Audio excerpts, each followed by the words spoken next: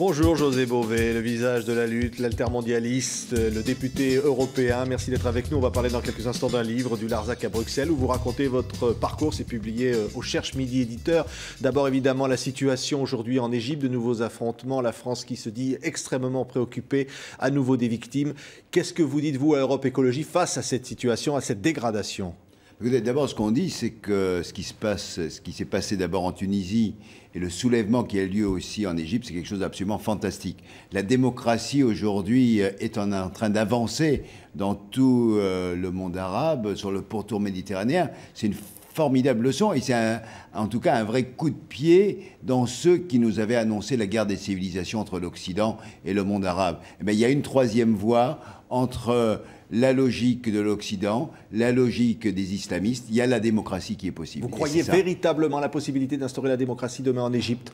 Écoutez, est-ce que ça sera demain, est-ce que ça sera après-demain ? En tout cas, le processus est en route. Et moi, c'est ça qui m'importe. Alors, on voit bien que le régime essaye de s'accrocher, il envoie ses nervis, il envoie des gens pour aller essayer de déstabiliser, mais personne n'est dupe. Alors, ça prendra peut-être du temps, plus de temps peut-être qu'en Tunisie, mais en tout cas, c'est en marche. Oui, est-ce qu'il faut demander, est-ce que la France doit demander le départ de Moubarak ? Je pense que clairement la France doit s'engager, l'Europe aussi doit s'engager pour dire il faut arrêter avec ce système autoritaire, il faut que Moubarak parte. Alors ça peut s'organiser, ça peut se faire de manière concertée, mais clairement il faut qu'il y ait une parole de la France et de l'Europe. Et malheureusement on a vu comme pour la Tunisie, la France elle est incapable d'avoir un discours qui soit clair. Je pense qu'aujourd'hui Obama est beaucoup plus en avance que la France et que l'Europe. Moi, je suis atterré au niveau européen. On n'a pas entendu, on a entendu une fois Madame Ashton, qui est normalement la ministre des Affaires étrangères de l'Europe, faire un discours. Personne n'a retenu ce qu'elle a dit. C'est un véritable problème. L'Europe est aujourd'hui à la remorque des événements, ne soutient pas la démocratie qui avance en Égypte. Plusieurs voix au Parti socialiste demandent encore aujourd'hui la démission de Michel Alliot-Marie après l'affaire du vol en vacances en Tunisie avec quelqu'un qui avait été présenté comme proche du clan Ben Ali, ou en tous les cas qui avait appelé à soutenir Ben Ali. Elle réfute ces accusations et aujourd'hui elle a reçu le soutien du Premier ministre François Fillon. Oui, écoutez, c'est la même qui était favorable au fait qu'on envoie du matériel de répression face aux démocrates tunisiens. C'est la même qui aujourd'hui se retrouve prise la main dans le sac. C'est un secret pour personne que les liens entre des personnalités comme Alliot-Marie et Ben Ali, c'était quelque chose de connu de tous. Donc aujourd'hui, il faut qu'ils assument. Et le fait de demander la démission de Madame Alliot-Marie, je pense que c'est la moindre des choses. Comment quelqu'un comme elle peut rester au poste de ministre des Affaires étrangères alors qu'elle a été compromise avec ce régime corrompu et totalitaire ?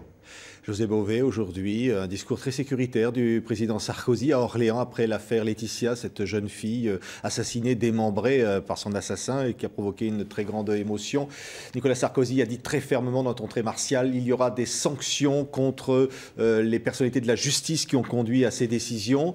Ça a conduit d'ailleurs certains membres de la justice à faire grève. Je pense qu'une fois de plus, le président de la République fait preuve de populisme. Il reprend toujours le même discours. Il répond à l'émotion en disant « on va faire encore plus de sécuritaire ». Le problème, c'est que la justice n'a pas de moyens aujourd'hui. C'est une des plus pauvres justices au niveau européen. En même temps, il n'y a eu aucune infraction aux procédures. Et tout le monde sait très bien qu'en cas de réitération de crimes, on ne peut pas le prévoir à l'avance. Donc je crois que par rapport à ça, attaquer la justice, attaquer éventuellement même les personnels pénitentiaires, ça n'avance à rien. C'est un drame pour cette famille, mais aujourd'hui, utiliser cela pour essayer de redorer sa cote de popularité, je trouve que c'est un peu pitoyable. Il va y avoir bien sûr des élections très bientôt, des cantonales, évidemment des présidentielles. Il y a eu cette rencontre des écologistes le week-end dernier. Eva Joly, candidate d'Europe Écologie, peut-être Nicolas Hulot, mais on ne le saura que plus tard. Est-ce que les choses sont véritablement en ordre de marche ? En tout cas, pour nous, il n'y a pas de souci. Pour l'instant, il y a une candidate qui est donc Eva Joly. Si fin mars, Nicolas Hulot décide de rentrer dans l'arène, ben nous, on va organiser très simplement des débats avec des personnalités du monde de l'écologie qui les interrogeront les uns et les autres devant les citoyens qui voudront participer. De maintenir sa candidature comme elle l'a dit parfois? Non, elle a dit qu'elle maintenait aujourd'hui, qu'elle était d'ailleurs candidate. D'ailleurs, elle vient dans mon département demain, elle vient sur le Larzac demain, et je viendrai la soutenir. Mais en même temps, il n'y aura pas deux candidats écologistes. Donc, Eva Joly est très sereine par rapport à ça, et je pense que si Nicolas Hulot demain dit qu'il est candidat, eh bien, on départagera, mais les deux accepteront le choix commun. Et là-dessus, j'ai pas de souci. Et pas de candidat écologiste au premier tour s'il y a un risque que Marine Le Pen soit au second? Ça, c'est ce qu'on a annoncé, je pense, depuis quelques mois. Je crois que là-dessus, on va être très clair. S'il y avait un risque de reproduire le 21 avril 2002, il est évident que nous ne jouerons pas le rôle de ceux qui risquent de faire perdre ceux qui se battent aujourd'hui collectivement pour organiser une alternative à Sarkozy. Aujourd'hui, il ne faut pas prendre le risque de perdre cette bataille. José Bové, entretien avec Jean Quatremer, du Larzac à Bruxelles, au Cherche Midi. Ce livre, vous racontez votre parcours, et d'ailleurs, Jean Quatremer n'est pas forcément d'accord avec vous, hein, souvent d'ailleurs, puisque lui, il avait été très favorable à Maastricht, pas vous. Et aujourd'hui, vous êtes rentré dans le rang. Qu'est-ce que vous nous racontez finalement dans ce livre? Vous découvrez évidemment les arcanes européennes, vous nous racontez ce parcours.